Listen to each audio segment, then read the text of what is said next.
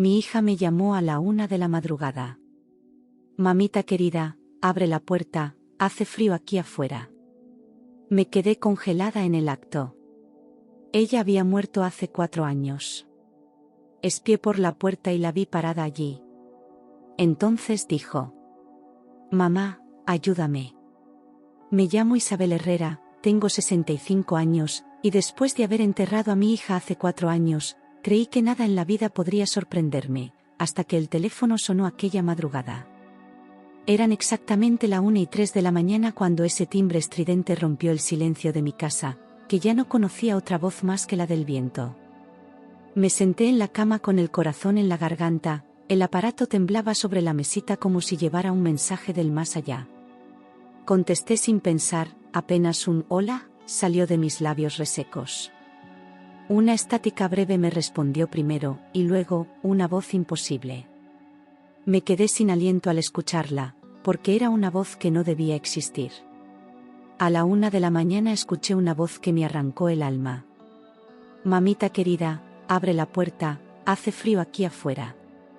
Era una voz suave, rota, familiar hasta los huesos. Era la voz de Ana. La voz que se había apagado entre llamas según el acta de defunción, la que lloré en un ataúd cerrado, la que no debía, no podía, estar hablándome ahora. Me llevé la mano al pecho, como si pudiera detener el vértigo. El tiempo se congeló. Me quedé inmóvil. Pensé que estaba soñando, o que mi mente, desgastada por los años de luto, finalmente me traicionaba. Cerré los ojos un segundo, esperando despertar, pero la voz volvió, más quebrada, más urgente: mamá, por favor. Sentí un golpe seco en el pecho, como si el corazón dudara entre seguir latiendo o rendirse. Esa súplica no podía salir de un fantasma. O estaba viva, o me estaba volviendo loca. Me acerqué a la puerta temblando, sin saber si corría hacia un milagro o una pesadilla. Cada paso me costaba como si cargara años de dolor encima. Giré el picaporte lentamente, con miedo, y abrí apenas la rendija. Y entonces la vi. Mi hija. Ana. Pálida, más delgada que nunca, con el rostro demacrado y los ojos hundidos, parada bajo la luz tenue del farol. Estaba viva, viva. ¿Eres tú?, conseguí susurrar, sintiendo que las palabras salían desde el fondo de mi alma. Ella no respondió, solo cayó en mis brazos, flácida, débil, como si el último esfuerzo de su cuerpo hubiera sido llegar hasta mí. Ayúdame, mamá, ya no puedo seguir huyendo sola, murmuró con un hilo de voz que apenas se oía. Su aliento era tibio, real, humano. Yo la abracé con miedo de que se desvaneciera otra vez. Cerré la puerta con manos torpes, como si temiera que el mundo entero viniera a llevársela. Mi corazón latía tan fuerte que dolía en el pecho y en los oídos, como un tambor que avisaba que algo irremediable había comenzado. Ana tiritaba, mojada por la neblina y envuelta en un abrigo viejo. Su cuerpo era piel y huesos. La llevé hasta el sofá, tratando de no derrumbarme, de no llorar todavía. Estaba viva, pero rota. Le preparé una manta gruesa, le serví té caliente, y la ayudé a sostener la taza porque sus manos temblaban sin control. Se la acercaba a los labios con esfuerzo, como si no comiera nada desde hacía días. Cuando la luz iluminó su rostro, vi lo que el fuego le había hecho: cicatrices oscuras cubrían parte de su cuello y mejilla izquierda. Mi hija había regresado, pero no era la misma. Era una sobreviviente. No morí en aquel incendio, mamá, alguien quiso matarme. Su voz fue firme, pero sus ojos estaban llenos de terror. Sentí que el mundo giraba en sentido contrario, que todo lo que había creído se desmoronaba de golpe. Dejé caer la taza sobre la mesa sin darme cuenta. Ana me miró, esperando que creyera, que no la negara como lo hicieron tantos.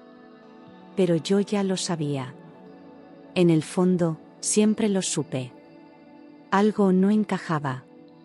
Ana respiró hondo, como si las palabras le costaran más que las heridas. Fue Julián, mamá. Él y su amante, Mariela. El aire se volvió pesado, irrespirable. Sentí un calor que me subía por la espalda como si algo me quemara por dentro.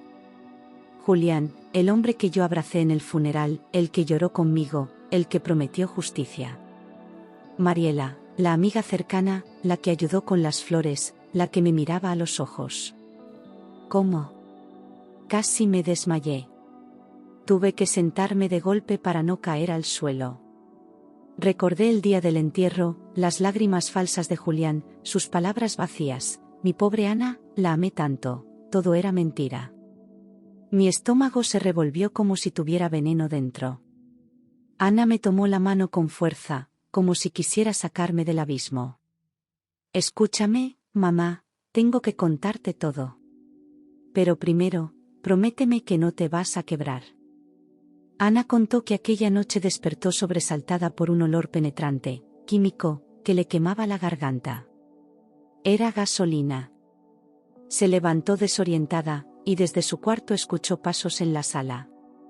Se acercó en silencio, descalza, y entonces escuchó voces. No eran ladrones, no eran desconocidos. Eran Julián y una mujer. Ana retrocedió con el alma en la boca. No entendía qué pasaba, pero su instinto le dijo, escóndete. Ya. Cuando el fuego comenzó, Ana corrió al baño y cerró la puerta con el seguro mientras mojaba toallas para cubrirse el rostro. Las llamas ya se veían por debajo de la puerta, el humo le quemaba los ojos, la garganta, y apenas podía respirar. Su único pensamiento era salir viva, aunque no supiera cómo. Se arrastró hasta la ventana del baño, rompió el vidrio con el codo y, sin pensarlo 2 veces, se lanzó al vacío. Cayó sobre el patio del vecino, golpeando fuerte contra el suelo, con el cuerpo hecho trizas. Fue encontrada casi inconsciente por don Ernesto, un hombre mayor que vivía en la calle y solía recoger botellas vacías en esa zona. Él estaba pasando con su carrito cuando vio el humo y escuchó un golpe seco, y al acercarse al patio trasero, vio el cuerpo de Ana. No dudó, abrió la reja oxidada y entró para ayudarla, sin saber siquiera quién era. La cargó con dificultad, la cubrió con una manta vieja y la llevó hasta un galpón abandonado donde dormía. No preguntó nada, solo la protegió. Él la arrastró como pudo, con fuerza de milagro, y la acostó sobre unos cartones cubiertos de trapos húmedos. Durante días, usó lo poco que tenía para cuidarla, agua de lluvia, vendas improvisadas, y hasta medicamentos vencidos que recogía en la basura. No sabía su nombre, pero la llamó hijita desde el primer día. Cada vez que Ana abría los ojos, él le hablaba bajito, como si no quisiera asustarla más. En ese rincón sucio y frío, nació una alianza de pura humanidad. Ana durmió 2 días seguidos, sin moverse, apenas respirando. Cuando al fin despertó, don Ernesto tenía una radio vieja encendida, y fue entonces cuando escuchó la noticia que le congeló la sangre. Incendio en casa de joven pareja, se halló un cuerpo irreconocible, decía el locutor con voz impersonal. Ana se quedó muda, con el corazón agitado, comprendiendo de inmediato lo que eso significaba. El mundo la creía muerta. Su asesino había ganado. Y nadie iría a buscarla. Horas después, Ernesto salió a buscar comida y al regresar le contó lo que había visto en la calle. Mijita, vi al tal Julián, iba con otra mujer, de la mano, sonriendo, dijo con incredulidad. Ana se incorporó como un resorte, con la cara en shock. ¿Estás seguro?, preguntó. Él asintió. Vivían como si nada, se metieron a la casa incendiada como si fuera suya. Ana sintió que le arrancaban el alma. Julián no solo la había intentado matar, ya la había reemplazado.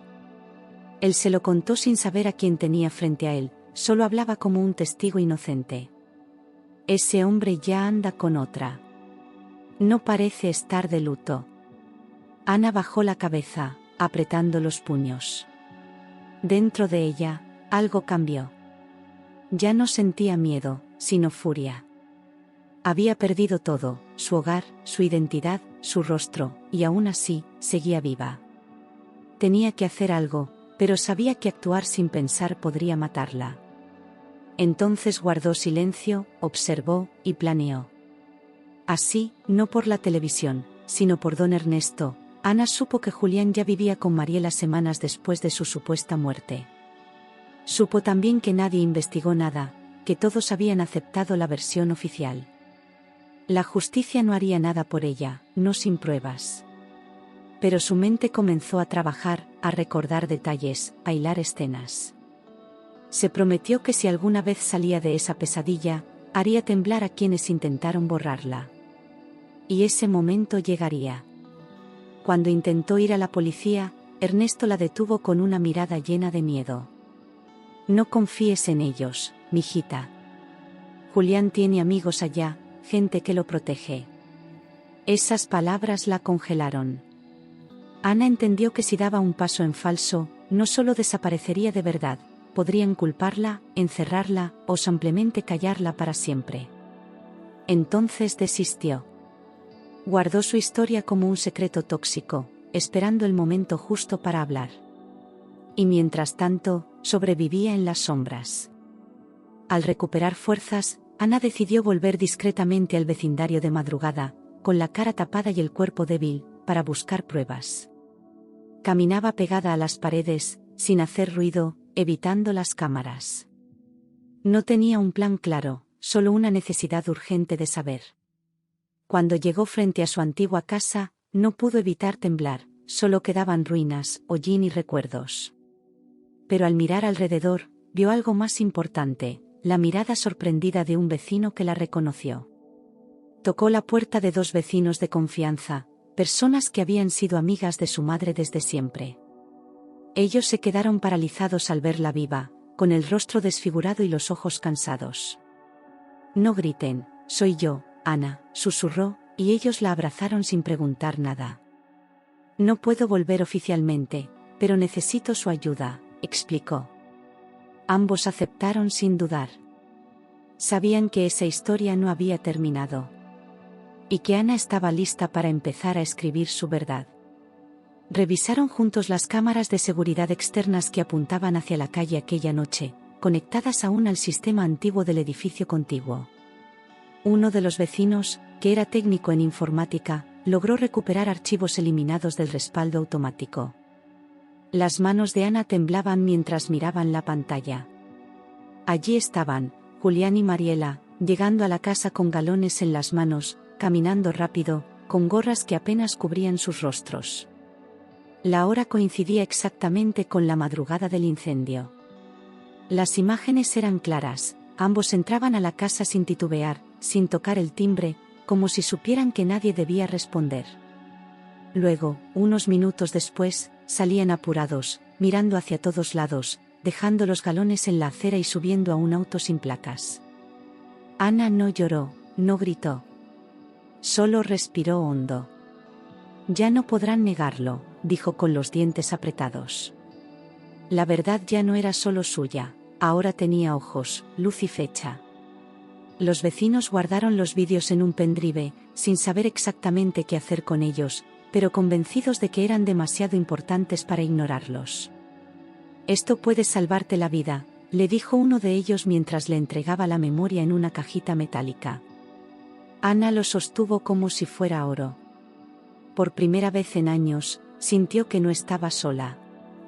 Tal vez no tenía justicia aún, pero tenía evidencia. Y eso podía cambiarlo todo. Ana siguió escondida, usando el galpón de Ernesto para dormir y evitando cualquier contacto que pudiera exponerla. Por las mañanas pedía trabajos temporales, lavar patios, limpiar vidrios, repartir volantes. Nadie sabía su nombre real. A veces, lloraba en silencio al ver niños jugando o parejas abrazadas. Había aprendido a desaparecer, a no dejar huellas. Pero cada noche, al cerrar los ojos, repetía lo mismo: resiste. Resiste un poco más. No me buscó antes porque decía que Julián era demasiado peligroso y podía usarme como carnada. Si él sabe que estás viva, va a buscarte. Y si no puede encontrarte, va a ir por ti, mamá. Esas palabras me helaron cuando las escuché. Entendí que su silencio no había sido abandono, sino protección. Me dolía pensar en el tiempo perdido, pero el miedo era más fuerte. Ana había vivido 4 años huyendo de un fantasma con cara conocida. Pasaron 4 años así, en silencio, miedo y supervivencia, mientras el mundo seguía creyendo que Ana estaba muerta. El acta de defunción seguía vigente, su tumba seguía con flores, y yo seguía hablando con una lápida. Nadie podía imaginar que ella respiraba aún, en otra parte de la misma ciudad. Cada cumpleaños, cada aniversario, yo encendía una vela, y ella, lejos, lloraba en la oscuridad. Ambas vivíamos de recuerdos que nos destrozaban. Solo quería que tú no sufrieras más, mamá, por eso tardé tanto, dijo llorando, con la voz rasgada por los años de silencio. La miré y ya no vi a la niña que había criado, sino a una mujer herida que sobrevivió al infierno. Perdóname por no haber vuelto antes. Por hacerte llorar. Yo no podía responder. La rabia, la ternura, el alivio, todo me golpeaba a la vez. Solo la tomé de la mano. Estaba viva. Eso era todo. La abracé con una fuerza que no sabía que tenía, con los brazos de una madre que ya no temía nada. Nadie volverá a tocarte. Nadie. Y al decirlo, me juré a mí misma que esta vez no me quedarían las manos vacías. Iba a protegerla, a limpiar su nombre, a devolverle la vida. El dolor había terminado. Ahora comenzaba otra guerra. Y yo la pelearía con todo lo que tenía. Fuimos juntas a la Fiscalía especializada en feminicidios. Pedí sigilo absoluto, sin registros digitales a nuestro nombre. Los funcionarios, acostumbrados al horror, no pudieron disimular el asombro. Ana habló con firmeza, mostrando sus cicatrices y la memoria USB con las grabaciones. Nadie interrumpió. Por primera vez en años, su testimonio no caía en oídos sordos. La justicia, por fin, tenía rostro, voz y pruebas. Los agentes quedaron sin palabras al ver a Ana viva, de pie frente a ellos como un testigo resucitado. Cuando reprodujeron las imágenes del incendio y escucharon su relato completo, supieron que no se trataba solo de un caso de violencia doméstica. Esto era una historia de intento de asesinato, de engaño sistemático, de impunidad sostenida por el silencio. Y ahora todo estaba por salir a la luz. El expediente se abrió de inmediato. Ella ingresó al programa de protección a víctimas y fue llevada a una casa segura, lejos de la ciudad, con nueva documentación y vigilancia discreta. No podía tener redes sociales, ni comunicarse con nadie fuera del equipo asignado, salvo conmigo. Aún así, Ana respiró aliviada por primera vez en años. Me decía que al fin podía dormir sin miedo, sin sobresaltos por cada ruido. Su rostro seguía marcado por el pasado, pero sus ojos empezaban a brillar de nuevo. Los investigadores analizaron el historial de seguros que Julián había cobrado tras la tragedia, revisando documentos que antes habían pasado desapercibidos. Hallaron montos exorbitantes recibidos por él apenas días después del incendio, incluyendo una cláusula por muerte accidental. También descubrieron una modificación reciente del testamento, donde Ana supuestamente le dejaba todo. La firma no coincidía con ninguna anterior. Había demasiadas irregularidades.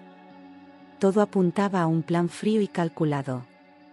Descubrieron que falsificó la firma de Ana en múltiples documentos, no solo del seguro, sino también en cuentas bancarias y escrituras de propiedad.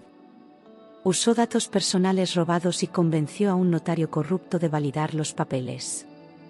El fraude era más profundo de lo que imaginaban.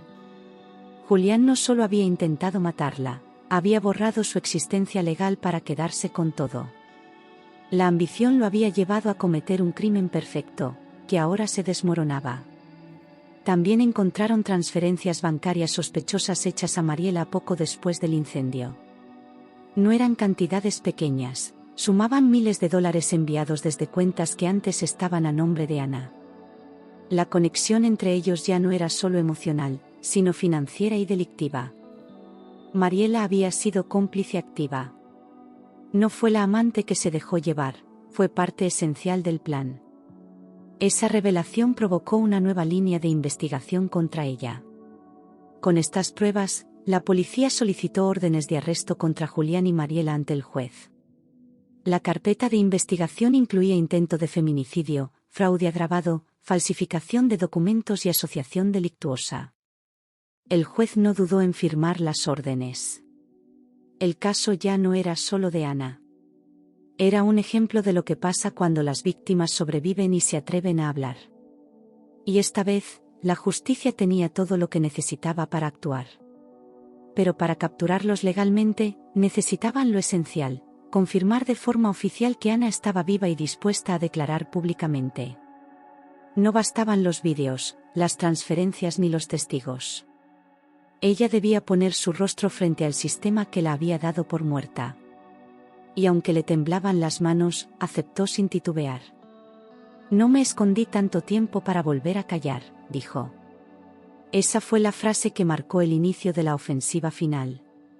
Tuvimos una reunión secreta en la fiscalía donde Ana relató toda la historia con fechas, detalles, nombres y lugares. Cada palabra fue grabada y documentada por los agentes.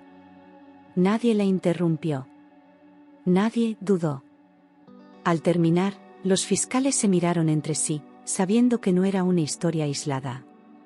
Ana había sobrevivido a algo monstruoso, y lo contaba con una claridad que estremecía. El silencio que la rodeó durante años empezaba a romperse. Los fiscales quedaron convencidos: era un caso de tentativa de feminicidio, fraude estructurado y homicidio simulado. El expediente se amplió para incluir negligencia institucional, ya que nadie había investigado el incendio con seriedad. Ana no era solo víctima de Julián, también del sistema que la enterró sin mirar dos veces. Ese detalle enfureció a muchos dentro de la fiscalía.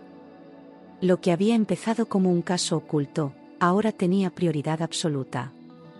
Decidieron arrestarlo en el mismo barrio donde él creía que nadie sospechaba nada, donde vivía tranquilo en la casa que había pertenecido a Ana.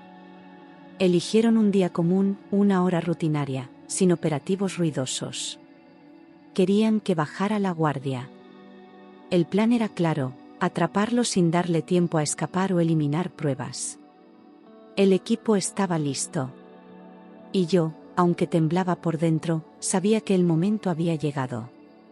Me pidieron invitar a Julián a almorzar, como si nada estuviera pasando. Dudé. Sentí náuseas solo de pensar en tenerlo frente a mí, fingiendo ser la viuda inocente. Pero acepté. Era por Ana. Preparé la mesa, el guiso, el mantel, como en los viejos tiempos. Cuando lo vi cruzar la puerta con esa sonrisa hipócrita, supe que no quedaba nada de humano en él. Solo un monstruo que todavía no sabía que el infierno lo esperaba. Llegó sonriendo, hipócrita, preguntando si, por fin, estaba superando el luto, mientras dejaba su chaqueta sobre mi sillón como si todavía tuviera derecho a estar ahí. Se sentó con total confianza, empezó a servirse la comida y elogió el sabor sin saber que cada cucharada lo acercaba más a su final. Yo apenas lo miraba, controlando mi temblor. En mi interior solo repetía una frase: ya falta poco. Él hablaba como siempre, mintiendo con naturalidad. Mientras él comía tranquilamente, 10 patrullas se acercaban en silencio por las calles del barrio, sin sirenas, sin luces. La fiscalía había planeado cada segundo del operativo para que no tuviera escapatoria. Desde mi ventana, vi a los agentes tomar posición, camuflados entre árboles y autos estacionados. Mi corazón palpitaba con tanta fuerza que sentía que se me saldría del pecho. Pero no dije nada. Solo esperé la señal. Cuando tocaron la puerta, Julián se levantó sobresaltado, dejando caer la servilleta sobre el plato. «¿Quién demonios es?», preguntó, ya con una pizca de nerviosismo en la voz. Me miró, esperando que respondiera, pero yo no dije una palabra. Caminó hacia la entrada sin saber que estaba abriendo su propia condena. Sus pasos eran lentos, como si ya sintiera que algo no andaba bien. Al abrir, vio a la policía con armas apuntadas, todos con chalecos y placas visibles. Se puso pálido, tan blanco como un fantasma, y retrocedió de inmediato. Uno de los oficiales levantó la orden y gritó: «Julián Robles, queda detenido por tentativa de feminicidio y fraude agravado». La reacción de él fue brutal: empujó al oficial y trató de correr hacia la cocina. Pero ya era tarde. Todo estaba calculado. Intentó huir por la cocina, quizá buscando la puerta trasera o un arma escondida, pero lo derribaron ahí mismo, entre la mesa y el fregadero. Los gritos fueron breves, interrumpidos por el golpe seco de su caída. Yo solo observé en silencio, con el alma rota pero firme. No sentí alegría, ni venganza. Sentí justicia. Y sentí a Ana, en cada latido, en cada lágrima que no dejé caer. Horas después, Mariela también fue detenida al salir de su trabajo, sorprendida por agentes encubiertos en el estacionamiento. Negó todo desde el primer segundo, gritó que no sabía nada, que era una víctima de Julián. Pero la evidencia la hundía, los vídeos, las transferencias, las firmas. Nadie le creyó. Su mirada era fría, calculadora. Esa mujer no solo sabía, ella lo había planeado junto a él. La noticia se regó por todo el barrio como fuego en pólvora: Ana está viva. Las miradas de incredulidad se convirtieron en murmullos en cada esquina. Algunos vinieron a pedirme perdón por haber creído en Julián, por haberlo consolado, por no sospechar. Nadie sabía cómo reparar 4 años de silencio cómplice. Yo los escuchaba, pero no hablaba. Esa parte no era mía. Era de Ana. Y pronto el mundo escucharía su voz. Al día siguiente, finalmente abracé a mi hija bajo la luz del sol, sin esconderse, sin miedo. Caminamos por una plaza nueva en otro barrio, con ropa limpia, con pasos firmes. La gente nos miraba sin saber quiénes éramos, y eso era hermoso. Ana apretaba mi mano como si temiera que todo fuera un sueño. Pero no lo era.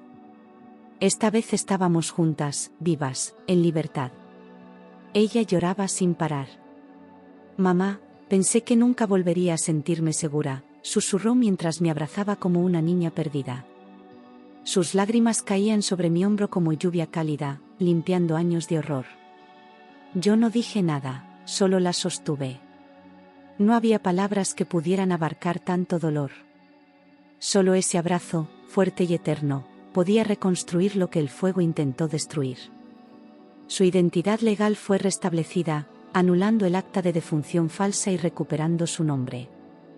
Volvió a existir en los papeles, en los registros, en la ley. Era como nacer otra vez, pero con cicatrices visibles y otras invisibles. Sostuvo el nuevo documento en las manos como si fuera una reliquia. «Ahora sí, vuelvo a ser yo», dijo con una mezcla de orgullo y tristeza. Y yo la miré como la mujer más valiente del mundo. Ana empezó terapia y recibió apoyo jurídico para recuperar todos los bienes robados, aunque el proceso fue largo y doloroso. Cada trámite era un recordatorio de todo lo que le habían quitado, cada firma un acto de valentía. No solo se trataba de recuperar casas o cuentas, era reconstruir su historia desde las ruinas. La acompañé a cada cita, en silencio, como escudo y testigo. Paso a paso, Ana volvía a levantarse. La antigua casa incendiada había sido demolida años atrás, convertida en un terreno vacío que nadie se atrevía a comprar. Algunos decían que estaba maldita, otros que allí se oían gritos por las noches. Para Ana, ese lugar ya no tenía poder sobre ella. Las pruebas en vídeo eran más fuertes que cualquier rastro físico. La verdad estaba viva. Y su cuerpo, sus cicatrices, su voz, eran la prueba más irrefutable de todas. El caso fue llevado a juicio con base en los vídeos, el testimonio de Ana y las falsificaciones bancarias y de seguros. El tribunal estaba lleno, con periodistas, abogados y vecinos que ahora querían saber la verdad. Ana declaró firme, sin quebrarse, mirándolos a todos sin bajar la cabeza. Su historia conmovió incluso a los que antes dudaban de ella. No pidió lástima. Solo justicia. Y la sala entera lo entendió. La fiscalía pidió la pena máxima para Julián y Mariela, alegando premeditación, crueldad y abuso de confianza. Mostraron cada transferencia, cada firma falsa, cada imagen del incendio como piezas de un rompecabezas macabro. Julián intentó declararse inocente, pero su defensa se desmoronaba con cada prueba. Mariela, Por su parte, se mantuvo en silencio, mirando al piso. La máscara de inocencia ya no le servía. El juicio ya tenía un rumbo claro. Meses después, ambos fueron declarados culpables. El juez llamó el caso feminicidio frustrado agravado con fraude y suplantación de identidad. La sentencia fue ejemplar: 40 años para Julián, 35 para Mariela. Ninguno mostró arrepentimiento. Pero ya no importaba. El veredicto era un cierre, un acto de reparación. Y para Ana, era la primera vez que el mundo le devolvía algo en vez de quitárselo. Ana recibió apoyo del Estado y comenzó a reconstruir su vida y su dignidad desde cero.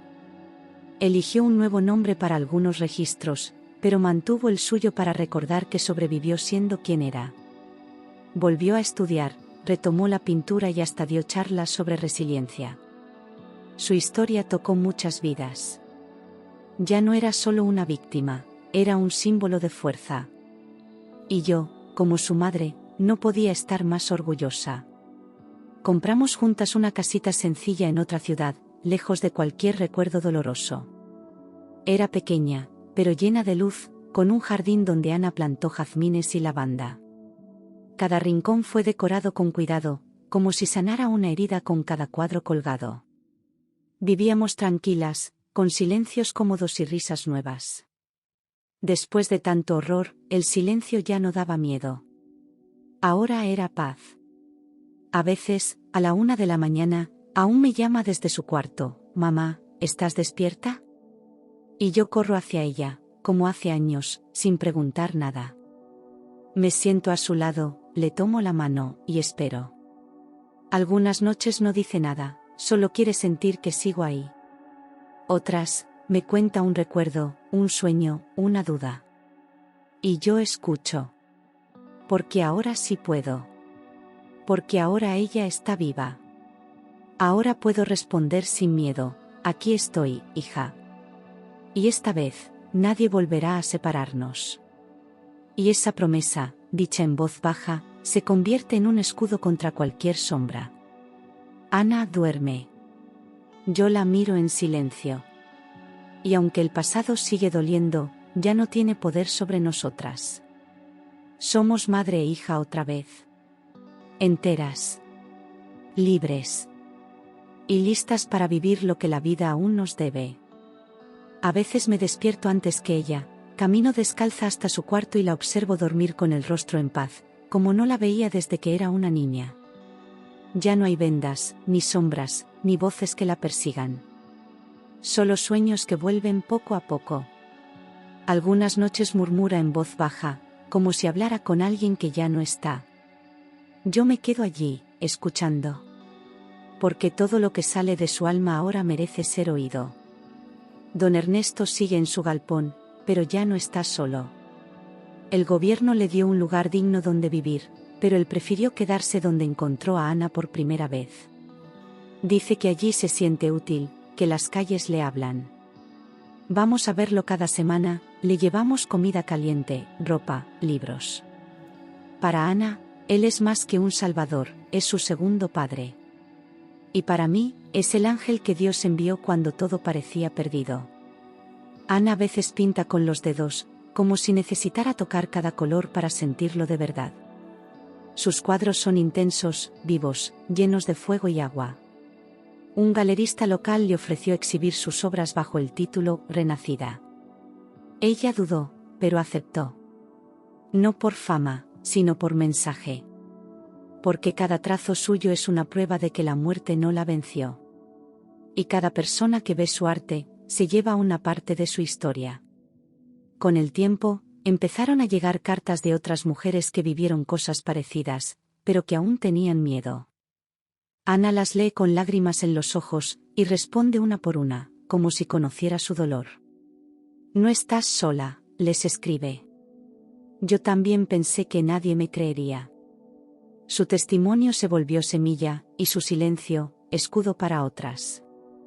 La violencia no desaparece, pero ahora tiene quien la enfrente con verdad. Un día nos encontramos a una señora en la calle que me miró y dijo: «¿Usted es la mamá de Ana?».